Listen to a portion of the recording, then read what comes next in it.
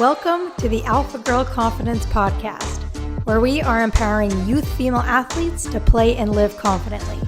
My name is Shay Haddo, and each week I will bring you new episodes to teach you the strategies and tools that you need in order to live a confident, empowered life both on and off the playing field. Hey guys, what's up? And welcome back to episode 172. So today's episode may ruffle a few feathers. So the title of today's episode is Why Private Training May Not Be the Answer. So notice I said may not be the answer. I didn't say it isn't the answer. So here's what I mean by all of this. All right.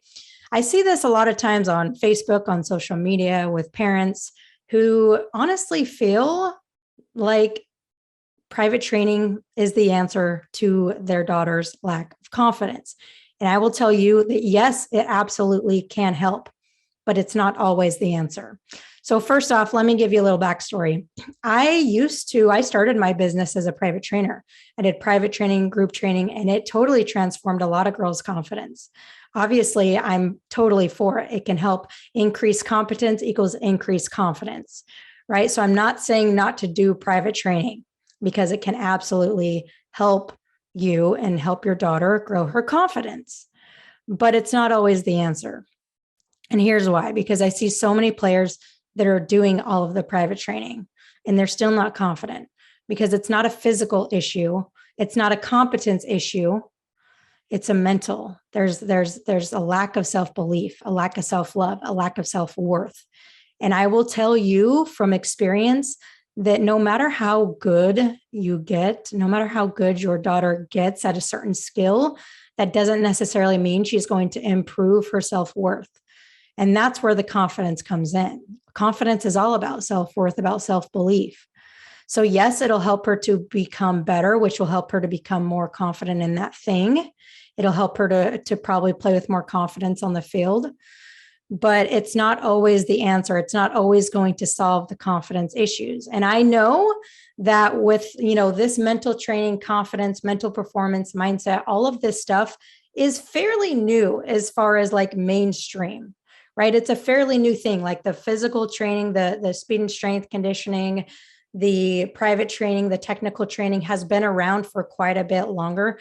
So I understand that most parents feel like my daughter's lacking confidence. So boom, first thing we're going to do is go get her training. And that's not a bad thing. But I see people prioritize private training, physical training over mental training when the root of the problem is not physical. The root of the problem is mental. So yes, you can do the private training. You can do the technical training, but are you addressing the root of the problem? Maybe you are, and that's great. But I really, really want you to take a look at this because this is something that I see that irks me more than anything. Because for me, when I was dealing with my confidence issues, I would go out and I would train more and I would do all the things, but it didn't fix the problem whatsoever.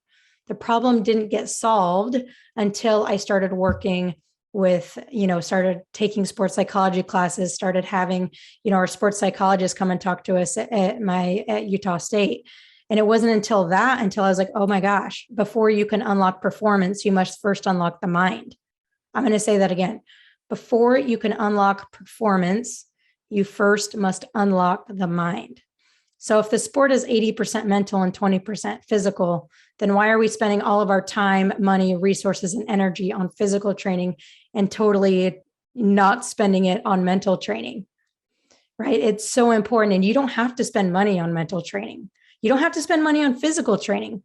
You can go out and you can juggle and you can, take free throws. You can do all those things. That's free. You can also work on your mental. You can work on your mental for free too. You can meditate. You can visualize. You can work on your self-talk. You can do all of those things. So it's not just about the money invested. It's about the time and the energy invested, right? So I just want this episode to be a bit of a wake-up call to let you know, yes, private training is not going to hurt your daughter.